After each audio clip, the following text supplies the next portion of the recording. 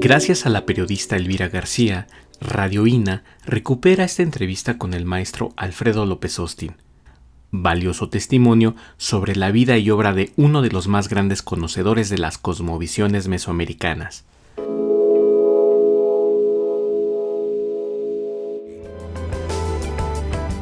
Elvira García. Quédese a conversar entre nos. Producción de William Yarmes. Con la confianza Radio Red, 1110 AM.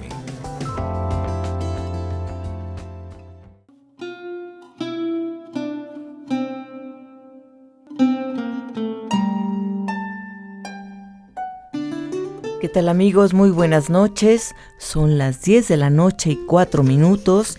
Yo soy Elvira García y esto es Entre Nos, transmitiendo completamente en vivo desde la Ciudad de México para el resto del mundo, desde esta cabina de Radio Red, en este viernes de frío invierno, pero un viernes pues cálido porque están ustedes aquí conmigo en este primer programa en vivo de Entre Nos, donde yo les estoy deseando pues un feliz año, que todo salga como ustedes lo sueñan o lo desean o lo luchan, porque también para salir adelante hay que luchar muchísimo. Y bueno, pues les agradezco que estén conmigo para recibir a mi invitado de hoy, el doctor Alfredo López Austin, una eminencia de la historia, un hombre que ha estudiado con pasión la cosmovisión de nuestros pueblos originarios y de nuestro pasado prehispánico. El doctor López Austin ha vivido prácticamente toda su vida en la UNAM, desde 1961, que ingresó a ella, y hasta el presente, desarrollando allí una rica trayectoria que incluye más de 120 artículos, la impartición de incontables cursos y seminarios para nivel maestría y doctorado, la publicación de más de 7 libros como autor único y su participación en más de medio centenar de obras colectivas o como coautor. Uno de sus más hermosos libros, para mí, es el conejo en la cara de la luna, pero por igual me gustan los mitos del Tlacuache, y también, bueno, a mucha gente le gustan Tamuanchan y Tlalocan, entre otros. Esos títulos son los que, pues, son más cercanos a la gente, pero bueno, hay muchos más títulos de los cuales vamos a hablar con el doctor. El doctor López Austin fue becario de la Fundación Guggenheim en el 76, así como merecedor en el 93 del Premio Ichiko de Estudios Culturales de Tokio, Japón, y desde el 84 es miembro del Sistema Nacional de Investigadores y profesor emérito del Sistema Nacional de Investigadores desde el 2007. Y bueno, hay un largo etcétera en su currículum, del cual pues obviamente no vamos a poder hablar todo, pero bueno, pues algunos puntos importantes los abordaremos aquí con él. Yo recibo al doctor Alfredo López Austin preguntándole: ¿qué ha significado para usted, doctor, la UNAM en su vida profesional? Bienvenido Entre Nos, buenas noches. Buenas noches. Realmente, cuando usted mencionó el tiempo que llevo yo en la universidad, contó exclusivamente el tiempo en que he trabajado.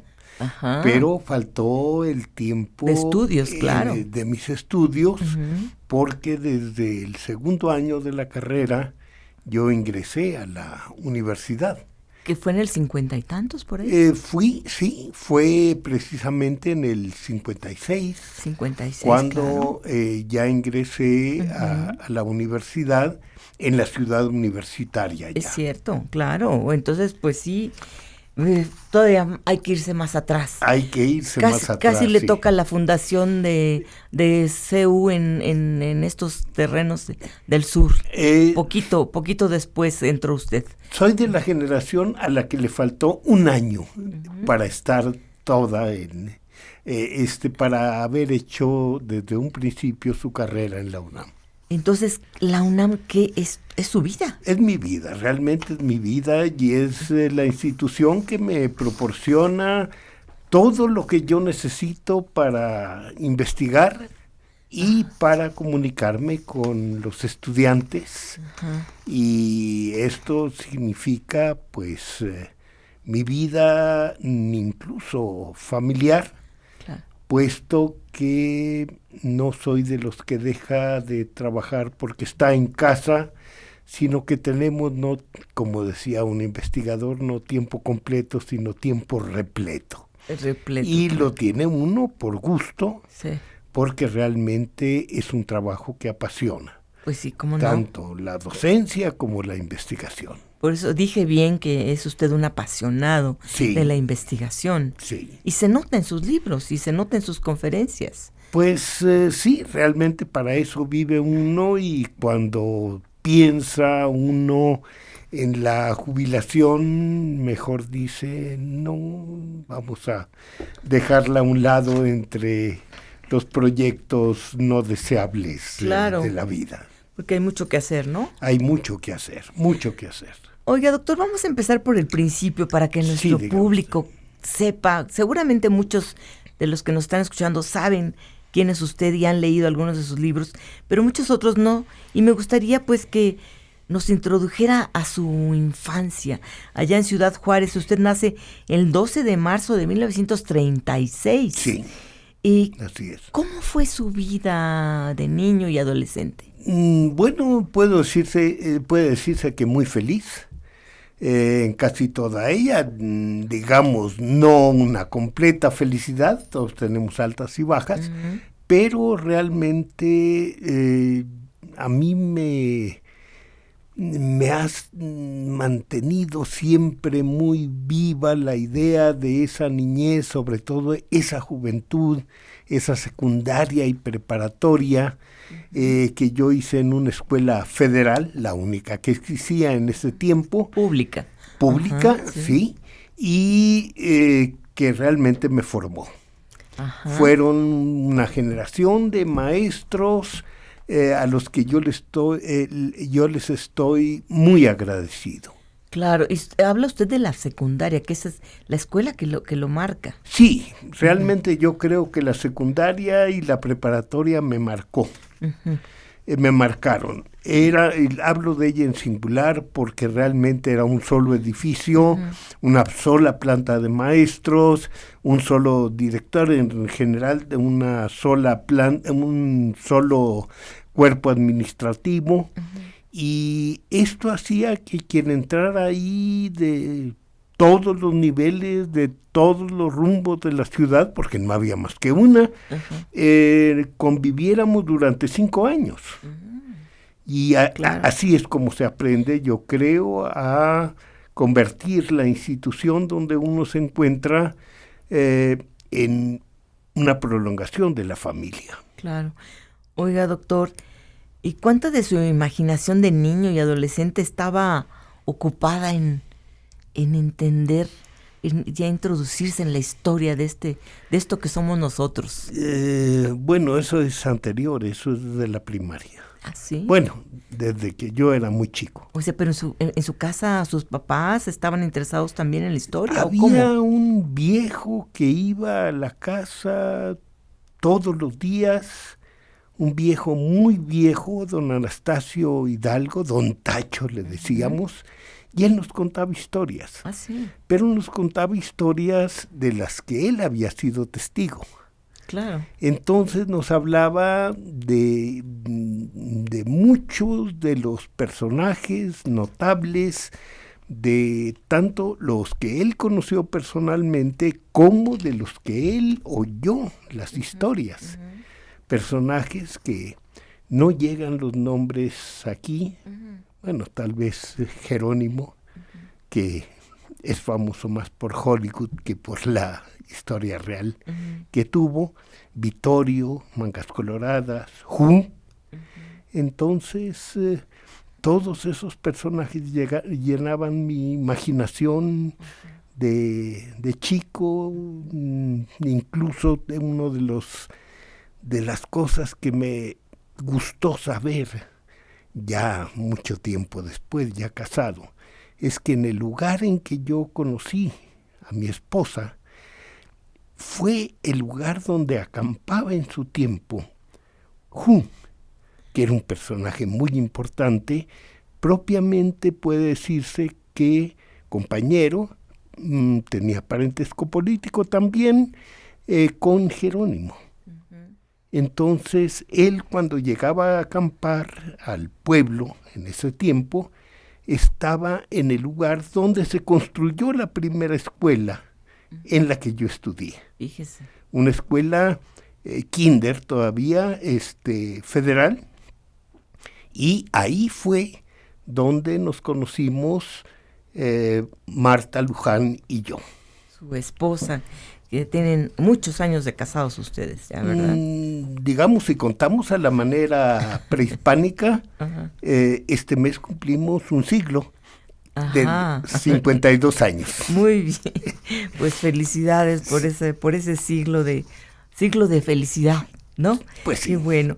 Oiga, y entonces seguramente que don Tacho le despertó esta gana de aprender. Sí, exactamente. Historia. Y bueno, otros relatos, mi abuelo, en ¿También? fin. ¿Era un buen contador su abuelo? Me acuerdo de algunas narraciones que él me contaba, mi abuelo materno. Ajá. Sí. Y eso por un lado me despertó un interés muy grande por el mundo indígena. Ajá. Yo todavía no pensaba en historia, me gustaba todo lo relacionado con aquel campo que se me había abierto desde niño, con todas aquellas narraciones. Qué interesante. Pues amigos, ya escucharon, es apenas una probadita de la historia de este gran historiador llamado Alfredo López Austin. Vamos a seguir conversando con él, vamos a escuchar unos mensajes para ustedes y para nosotros importantes también, pero antes les quiero comentar que el doctor López Austin, antes de estudiar historia, estudió Derecho, y yo de regreso le voy a preguntar, pues, ¿por qué se le ocurrió estudiar Derecho? Algo que tan alejado de la historia. Con esa pregunta nos quedamos, vamos a los mensajes y regresamos con ustedes aquí entre nos.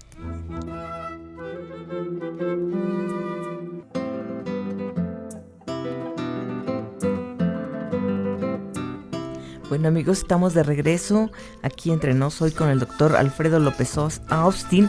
Austin sería lo correcto, pero pues lo españolizamos, lo mexicanizamos y es Austin, ¿verdad? Porque veo que todo el mundo le dice así. Y bueno, pues hay que preguntarle al doctor muchas cosas, aprovechar que está aquí. Doctor, pues yo sí le quiero preguntar, retomar la pregunta. ¿Estudió Derecho? ¿Por qué? Yo creo cuando lo sepa se lo contesto. Ay, de veras, no me digas. Sí. No, realmente fueron... ¿Por influencia de sus papás o qué? Por circunstancias muy diferentes a lo que es la vocación. Hice una carrera y trabajé como abogado. ¿No? Como 5 años, ¿verdad? No, nada más, menos. fueron 3. Ah, ok. Pero no me arrepiento porque, en primer lugar, pude hacer unas excelentes amistades durante la carrera y, en segundo lugar, un tipo de formación tal vez muy alejado desde la historia, aunque tiene sus aspectos históricos, pero que en el momento de hacer historia ayudan disciplinas que sistematizan y que lo hacen a uno por fuerza encontrar o buscar al menos la lógica de lo que está uno haciendo. Claro. Entonces, no me arrepiento, pero no fue mi vocación para nada. ¿Y cuándo descubre usted entonces que lo que tiene que hacer es ponerse a estudiar historia que le gustaba? No, de ningún momento. También son circunstancias de la vida. Yo me dediqué a lo mío, al derecho. Confieso, aburrido. Los fines de año hacía un estado de cuentas y realmente no encontraba muchas cosas interesantes. Y estaba en eso, bueno, tratando de conformarme con aquella vida que había elegido, y cuando recibí 2 mensajes del doctor León Portilla, en los que me decía que necesitaba alguien que le echara la mano y que me pedía que viniera aquí a México. ¿Y por qué usted conocía ya al doctor León Portilla? Porque en las horas libres que tenía en la universidad, me dedicaba a estudiar otras cosas que se me hacían muy interesantes. Ajá. Entre ellas las clases de lengua náhuatl con don José Ignacio Dávila Garibi. Después, cuando vi anunciado que iba a haber un curso de cultura náhuatl con el doctor León Portilla precisamente, ingresé como oyente al curso y duré años, todos los años de la carrera que hice aquí en México, y estuve estudiando con él como oyente, de tal manera que nos conocíamos bien. Ah, muy bien. Oiga, ¿estudió usted náhuatl? ¿Usted habla...? No, estudié el náhuatl del siglo XVI. Ajá. Sí, y me puse a traducir desde época temprana. Entonces, cuando el doctor León Portilla le hace esta invitación, ¿usted viene a trabajar con él? Sí, fue una decisión también un poco difícil, porque realmente mi posición era buena en mi tierra, Ciudad Juárez, económicamente muy satisfactoria. Estaba mi familia y estaba la familia de mi esposa. Éramos en cierto modo consentidos de nuestras 2 familias, y la decisión era grave. Ya teníamos un hijo, ya venía el otro en camino. Entonces la decisión la tomamos, teníamos que tomarla según la carta, que era muy terminante, teníamos que tomarla de inmediato, y así la tomamos y nos vinimos a la aventura. Y resultó todo muy bien. Obviamente, económicamente no se comparaba la vida de un abogado con la vida de alguien que venía a fungir en trabajos muchas veces más administrativos que de investigación, pero no fue bien. No fue bien en aquel tiempo en que teníamos dentro de la academia oportunidades mucho mayores de las que lamentablemente tienen nuestros jóvenes en nuestros días.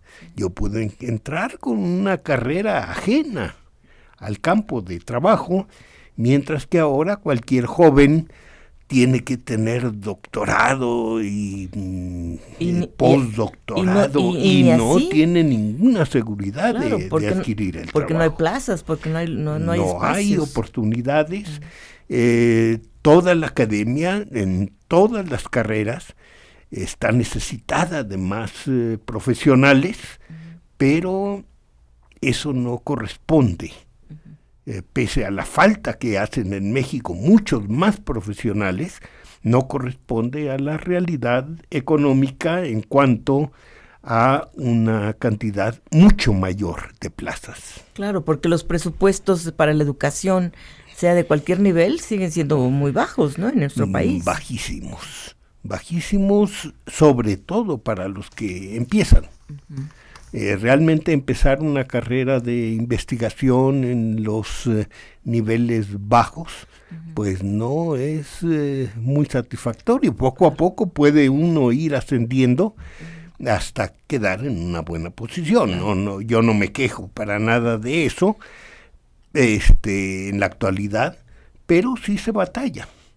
Pero muchas veces tiene que decir uno, sigo un trabajo que realmente me satisface por completo, o busco un trabajo que me convenga económicamente.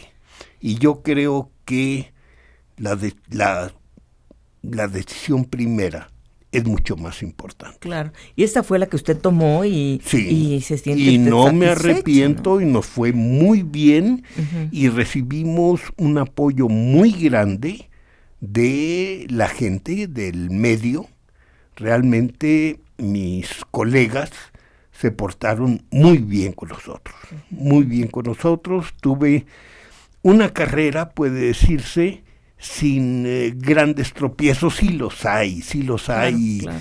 y duros, pero de todos modos son muchas más las satisfacciones que se obtienen por dedicarse uno a lo que quiere hacer. Claro. Y entonces en la UNAM decide usted ya hacer la licenciatura, la maestría y el doctorado en historia en la UNAM. Sí, en ese tiempo no era como ahora, que ahora llega uno con un título de licenciatura y se pasa a una maestría muy alejada de eso, y luego un doctorado que puede ser en otras cosas. En aquel tiempo era mucho más rígido, pero tampoco me arrepiento de ello. ¿Por qué? Porque yo veo la situación del autodidacto. Uh-huh. El autodidacto se prepara con mucho entusiasmo, trabaja con mucho entusiasmo, pero es un entusiasmo desordenado. Ajá. Estudia uno lo que quiere, con demasiada libertad. Sin rigor, digamos. Mientras que hacer una carrera desde el primer año de la licenciatura, que lo obliga a uno a meterse a temas que no le gustan, pero que son indispensables, lo hace uno pensar de otra manera. Claro. Muy bien, doctor. Y bueno, ¿y cuál fue su primer gran reto ya como investigador y ya pensando en hacer un libro? Bueno, un gran reto, no un gran gusto, diría. Bueno, sí. En este sentido, uh-huh. Ya como profesional, empezar a trabajar temas en los que había pensado yo durante mucho tiempo incluso de de pensar que algún día me iba a dedicar a la historia. Básicamente problemas de carácter religioso.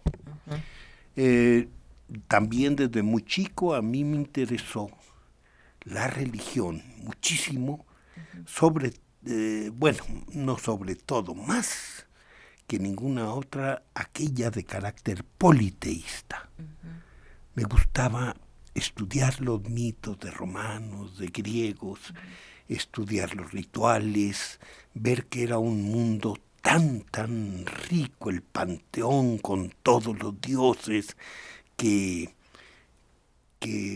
eso se convirtió en mí en una obsesión, y cuando ya mayor, pues se van juntando las dos obsesiones que tenían. Por una parte el mundo indígena, pero por otro lado la religión politeísta del mundo indígena. Claro, y usted ha escrito sobre la religión del mundo indígena. Sí, y uno de mis grandes hizo un libro con su hijo, justamente, ¿no? Bueno, llevamos 3. 3 libros. Sí, con mi hijo he escrito 3 libros, mi hijo Leonardo. Leonardo, sí. Pero que hablando del pasado indígena que hace usted con Leonardo López Luján, su hijo. Sí. ¿Abordan ahí el tema de la religión? Bueno, lo tocamos entre otros temas porque es un libro muy general, es un libro que habla de todo el desarrollo del mundo indígena en México antes de la llegada de los españoles, pero después escribimos el libro sobre religión y política, uh-huh. Mito y realidad de Suyua, uh-huh. Y luego uno propiamente de cosmovisión, muy difícil, muy difícil, que se llama Monte Sagrado, Templo Mayor. ¿Que ese es el que le llevó 10 años? 10 años nos llevó. Les llevó. Sí, haciendo otras cosas, evidentemente. Claro, sí. Pero la investigación fue mucho más difícil de lo que la habíamos concebido en un principio. Oye, ¿y qué se siente trabajar con su hijo? Es muy difícil. muy difícil porque son... Él es también historiador. No, él es arqueólogo. Él es arqueólogo, y entonces son dos carreras diferentes, dos generaciones muy diferentes, preparaciones muy diferentes, porque él desde niño ya vive en este mundo, en esta cosmovisión. En esa cosmovisión. Dos formas distintas de orientarse, entonces llegar a consensos es difícil, claro, pero ser. Teníamos que hacerlo. Claro. Entonces las discusiones eran muy largas. Es lo que pasa con los libros escritos en conjunto, como coautoría, porque un libro de autor único puede llevarle a uno mucho menos tiempo que uno en coautoría, porque aquí sí hay que llegar a consensos. Claro. Lo que es satisfactorio es que siempre un libro que se hace con otra u otras personas tiene resultados mucho mejores cuando la discusión es intensa, dura, y tiene la oportunidad uno de oír y de que lo escuchen. Claro, claro. Y usted ha tenido buenas discusiones, por ahí creo que ha habido polémicas hasta con el doctor León Portilla, algunos temas, sí, ¿verdad? Sí. Que usted ha abordado, que él no está de acuerdo en algunas cosas. Y uno no está de acuerdo con todo lo que uno dijo en un tiempo. Claro. Esto es una evolución constante. No digo que para mejorar, tal vez algunas veces uno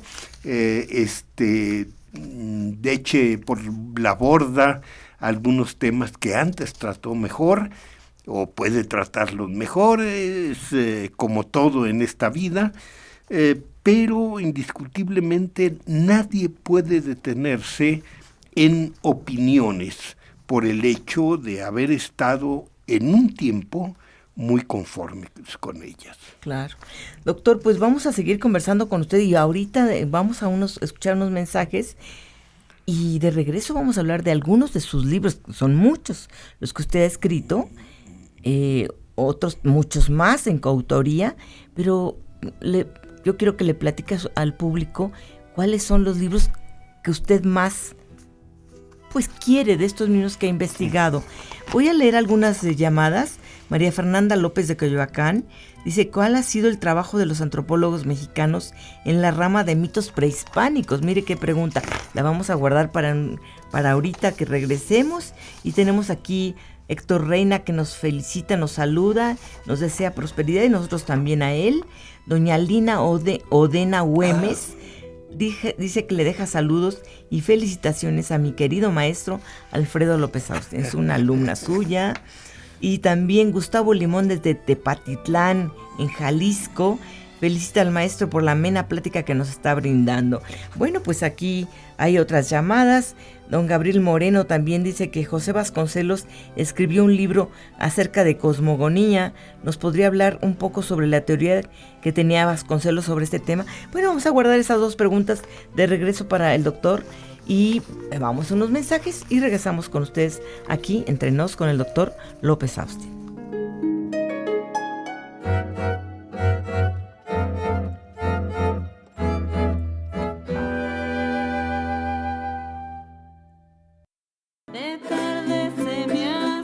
Amigos, pues no les he dicho que estamos escuchando este hermosísimo disco que se llama Folía y Son, Ensamble Tierra Mestiza. Este es un hermoso disco que nos obsequió a finales del año pasado Gerardo Tamés, un invitado nuestro, un gran músico, un gran compositor mexicano que estuvo aquí en diciembre, y bueno, nos dejó esta herencia para ustedes y para todos nosotros.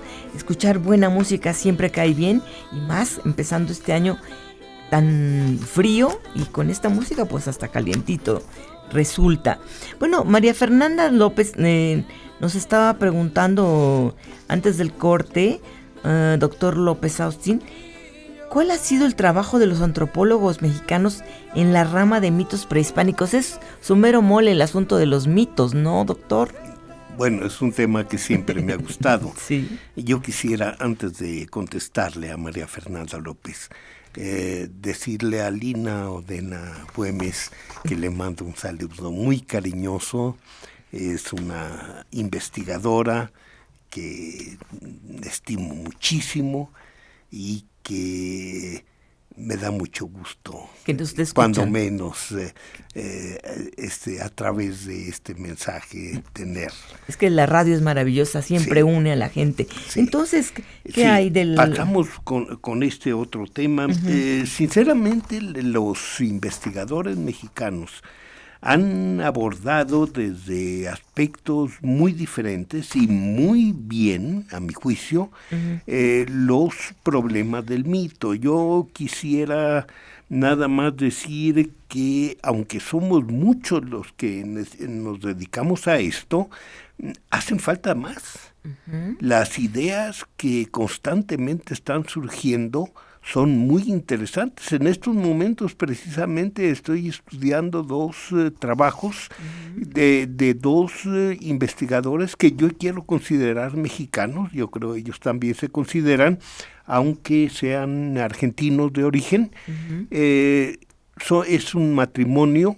Por un lado, Alicia Barabas, por otro lado, Miguel Bartolomé, y estoy leyendo unos trabajos que no han publicado, están apenas proponiéndolos, y las ideas que ellos manifiestan, no totalmente de acuerdo con las mías, pero se me hacen sumamente interesantes, de gente que tiene mucha experiencia trabajando con detalle estos mitos. Y como ellos dos, hay muchísimos otros que, como les digo, lo único malo es que no somos más. En este Haría tema, falta, sí, claro, pero hacen falta más investigadores, pero creo que tenemos un lugar muy, muy reconocible en el estudio del mito. Doctor López Austin, ¿para qué nos sirve?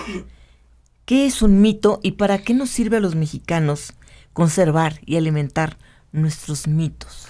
Es una forma de pensar, una forma de pensar tal vez diferente a la de muchos de nosotros, que estamos concibiendo el mundo como una transformación constante, como una evolución.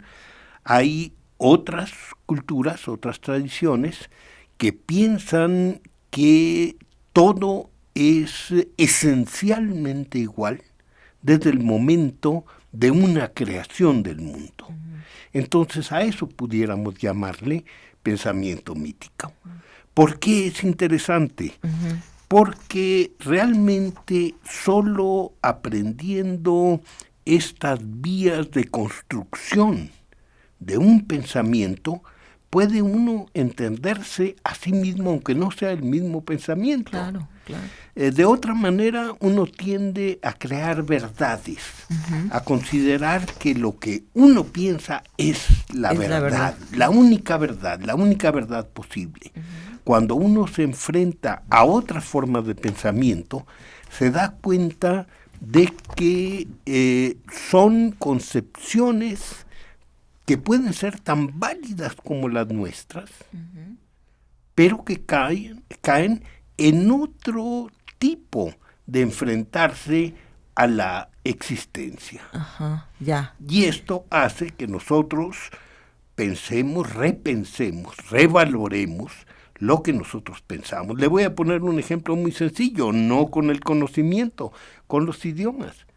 Si usted habla su lengua materna y aparte aprende sobre todo la gramática de una lengua extranjera, usted inmediatamente retorna a la propia lengua y empieza a encontrar otra perspectiva diferente para conocerse a sí mismo. Claro, claro. ¿Eso le ocurrió a usted conociendo el náhuatl? No, eso lo he obtenido básicamente conociendo formas globales de pensamiento. Ya. Que creo que no debe uno dedicarse únicamente a la especialidad, sino entender entender las materias o la materia que uno estudia dentro de un contexto, la universalidad, de una globalidad, claro, de conocimiento, claro, que es como se permite apreciarla mejor. Doctor, ¿qué son los... yo, leyendo algunos de sus textos magníficos, me pongo a pensar, ¿qué pasa hoy en los pueblos originarios que han sido despojados de sus tradiciones, pues desarraigados de sus tierras y sus costumbres, muchos de ellos indígenas que hoy viven o se tienen que ir a Estados Unidos? ¿Qué pasa cuando regresan a sus países y se integran nuevamente a sus rituales, a sus mitos, a sus tradiciones?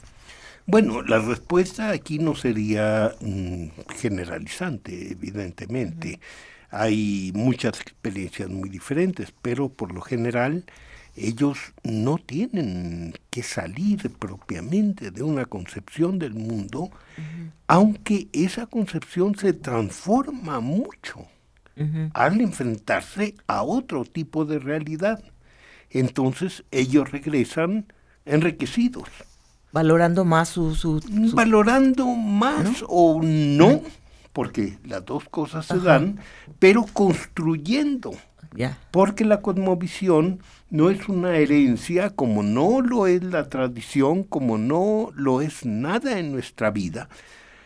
Es un conjunto articulado de pensamientos, de deseos, de anhelos, en fin, uh-huh, que tiene un sentido que se va transformando de acuerdo con la historia. Yeah. No hay esta existencia paralizada, que se quede congelada. ¿no? Que se quede congelada. Uh-huh. Son hombres que están viviendo muy intensamente el siglo XXI. Y puede decirse que en algunos casos más intensamente por la condición en que se encuentran. Claro. Son hombres que tienen que ver el mundo con una realidad mucho más profunda, con un entendimiento mucho más profundo, porque tienen que adaptarse a medios que son totalmente diferentes. A culturas distintas. A culturas distintas, a lenguas distintas, que tienen que estar construyendo muchas veces el nuevo pensamiento, la nueva cosmovisión a la carrera. Claro, sí, un aprendizaje veloz.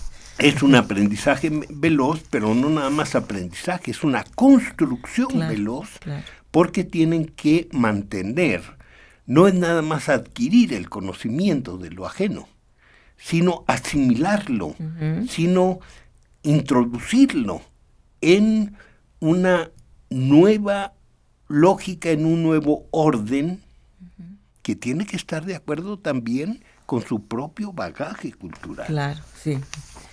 Doctor, vamos a hablar de algunos de sus libros. Tiene muchos. Hay uno que a mí me gusta mucho, que sería interesante que el público conociera, que habla de los profanadores, los hechiceros y violadores que proliferaban, usted dice que proliferaban en el México prehispánico. ¿Sigue vive esa tradición todavía? Sí, sigue. ¿Es un libro importante ese para usted? Bueno, usted ha escrito muchos. Bueno, yo tengo otras preferencias, uh-huh, sobre todo ahora. A ver, sí. Porque también va uno cambiando de preferencias. Hay un libro que escribí ya hace mucho tiempo y que es el que más he disfrutado en su creación y el que más me gusta a mí, y tal vez en el que no estoy de acuerdo en mis gustos con, ajá, una gran cantidad de público que prefiere otros. ¿Cuál es? Los mitos del Tlacuache. Ajá. ¿Por qué? Porque fue un libro que tuve que pensar muchísimo. ¿Por qué, doctor? Porque mi intención principal en este libro fue plantear que para entender la mitología mesoamericana era necesario analizar cuáles eran las bases teóricas aplicables. No era sencillamente traer teorías de fuera, uh-huh, aunque de fuera puede ser teorías americanas o hechas con base en lo americano o europeas, traerlas de fuera y con esas bases interpretar una realidad muy vigorosa que es la mesoamericana. Ajá, claro. Aquí, como en otras muchas culturas, es necesario adaptar constantemente la teoría a la propia realidad estudiada. Claro. Y no nada más servilmente decir, hay esta buena teoría o está de moda esta nueva teoría. Y tratar de adaptarla. Y tratar de adaptarla con calzador. Uh-huh. Es mejor que la teoría surja de este diálogo constante entre la realidad concreta y la abstracción teórica. Claro. Entonces, por eso son complejos hacer un libro de este tipo, sí, ¿no? Sí. Y creo que bueno, me ha servido el modelo por muchos años. ¿Y qué otro libro es de sus también preferidos o que todavía, porque como usted habla de esta evolución que todos tienen y usted seguramente como historiador ya no está tan contento con libros que escribió en el pasado. Sí. En este momento, ¿qué otro libro dice me satisface los que escribió? Un libro también en el que sí estoy de acuerdo con más gente a la que le gusta, Tamuanchanitlalocan. Ajá.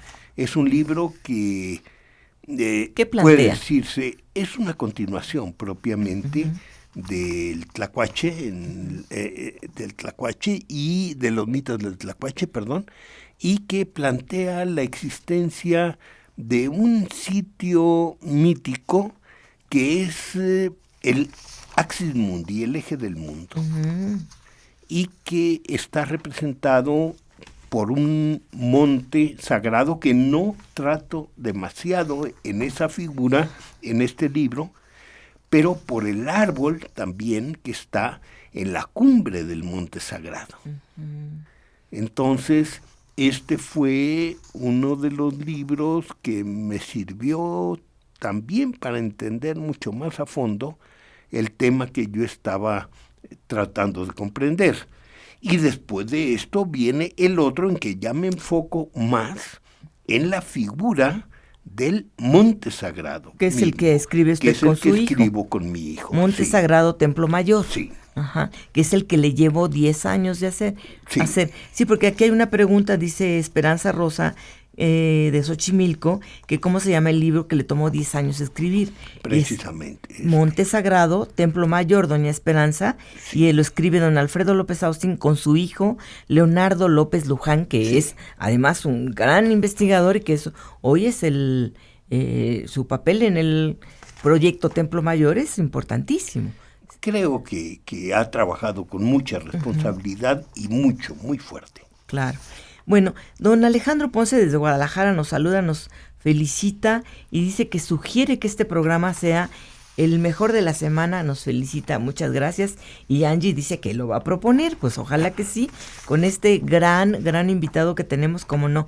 Don Porfirio García de León de Tlalnepantla nos felicita, dice que nos felicita pues por este gran invitado, es uno de los grandes maestros importantes e investigadores grandes en México, de la cultura de Mesoamérica y reconocido líder social de izquierda. Otra vez felicidades. Pues sí, yo me felicito por tener aquí al doctor. Y mi saludo a Porfirio también. Pues ya ve que, mire cuánta gente lo sabía. No les avisamos que estaba usted aquí, pero para que vea qué gran auditorio tenemos. Doctor, ¿y qué? Ya en un ratito nos vamos a ir, pero dígame, ¿qué hay de todo esto, a toda esta investigación que tiene usted 50 años investigando? No, 40, digamos. No, más, sí. ¿Qué temas son los que están ahí fluyendo en su cabeza como un pendiente y que quieren llegar a ser libro? Evidentemente, ahorita en este momento el mito que estoy tratando de hacer medio libro, nada más la mitad, junto con un coautor, que es Luis Millones, un investigador peruano, y que queremos hacer un libro sobre mitología, él la andina y yo la mesoamericana, para que sea entendido por todo mundo, sí, pero al mismo tiempo que pueda servir a los especialistas. Ay, pues gran reto. Y es un gran reto porque no es lo que hacemos comúnmente, pero en fin, él y yo ya tenemos un antecedente en un libro que se llama Dioses del Norte, Dioses del Sur. Eso es lo que iba yo a mencionar, sí. Que es de Cosmovisión. Que lo escribieron pues salió en 2008. Sí. Sí, así sí. es. Y ahora estamos haciendo este otro. Y bueno, estoy muy entusiasmado, evidentemente. Y se llevará un rato en esta tarea. Ahora, tengo proyectos que ya no sé si se cumplirán, porque es lo malo cuando uno empieza, está pensando simplemente ¿qué haré? Y ahora, ya que está uno bastante viejo, es ¿qué elegiré para poder alcanzar a hacerlo? Entonces son planteamientos muy diferentes, claro. Pero en fin, tengo yo la ilusión de cambiar un poco el giro, cuando menos en los últimos años que quedan, por el de iconografía. No sé si lo logre, en fin, de esto depende también de muchas cosas, incluso de que me entusiasme en el camino por otros temas, nunca sabe uno. Claro. Yo prefiero no tener metas muy precisas, prefiero en esta edad que tengo dejarme un poco dejarme fluir exactamente y hacer, eso sí, como siempre, lo que me da la gana. ¡Qué magnífico! Pues felicidades, porque lo que le da la gana tiene unos resultados sensacionales. Estos libros que, muy recomendables, amigos, tienen que buscar los libros, vayan a una librería, busquen los libros del doctor López Austin, cualquiera de ellos les va a encantar. A ver, don Manuel Irén Telles, espero que esté correcto, de Catepec, dice que si le puede explicar algo sobre el concepto de Tamuanchan, refirió uno de sus libros recordando cuando los españoles le preguntaban a los mexicas de dónde vienen, todos contestaban de Tamuanchan. Claro, no nada más los hombres, también los dioses. ¿Por qué? Porque Tamuanchan es precisamente el Axis Mundi. Entonces, ahí es donde confluyen sí, no, las fuerzas contrarias, las dos fuerzas contrarias del cosmos, que son las fuerzas muy frías, que vienen del inframundo. El mundo de los muertos es tremendamente frío, y por otro lado, las fuerzas del calor que vienen del cielo.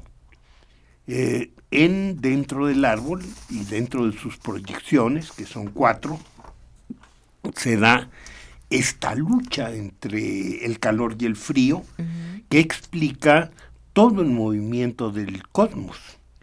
Porque si no hubiera esta oposición de contrarios, no existiría el movimiento. Nada puede moverse existiendo el solo. Sí, claro. Sí. Entonces, aquí todo se explica por la lucha entre estos dos principios, y la base de la lucha se da en el eje del mundo. Muy bien, doctor. Pues bueno, ya casi nos vamos. Una última pregunta, doctor. ¿Cómo quiere que lo recuerden sus alumnos, sus colegas, sus lectores? ¿Cómo le gustaría ser recordado? Ya después de falta mucho. No, tal vez no. Falta mucho. No sabemos, pero realmente no he pensado. Qué bueno que no tenga tiempo para pensar. No, en la muerte sí, evidentemente, pero después en lo que sea recordada mi vida, pues eso ya no me va a tocar de ninguna manera. Entonces, pero sus aportaciones mis a la historia son aportaciones científicas. ¿Qué quiere decir esto? La ciencia no es una acumulación de verdades. La ciencia es un conjunto sistemático de propuestas. Y esas propuestas se obtienen a través de la duda. Muy bien. ¿Qué quiere decir esto? Que lo que yo ahora pienso y doy por lógicamente, Por cierto, digamos, o por cierto, hipótesis. no lo va a hacer mañana. Claro. Yo soy, y así me creo, un peldaño intermedio para los peldaños que seguirán arriba y debiendo muchísimo a todos los peldaños por los que yo he pasado. Claro, claro que sí. Entonces, crear verdades no. ¿Por qué? Porque creo propuestas científicas. Pues muchas gracias, doctor. Ya nos vamos, ya son las 11 de la noche y nos están corriendo de aquí. Yo le agradezco mucho, doctor López Austin, que haya estado aquí y pues le agradezco al público todas sus llamadas y pues feliz año nuevo y feliz año nuevo a usted, doctor. Muchas gracias. Y en los controles estuvo Fabrizio Almazán, en los teléfonos Ana María Corona y Hugo Espinosa, en la producción William Yarnes y Angie Canales y en este micrófono Elvira García, que les da las buenas noches y los espera el próximo viernes a las 10 de la noche aquí Entre Nos. Instituto Nacional de Antropología e Historia. Secretaría de Cultura. Gobierno de México.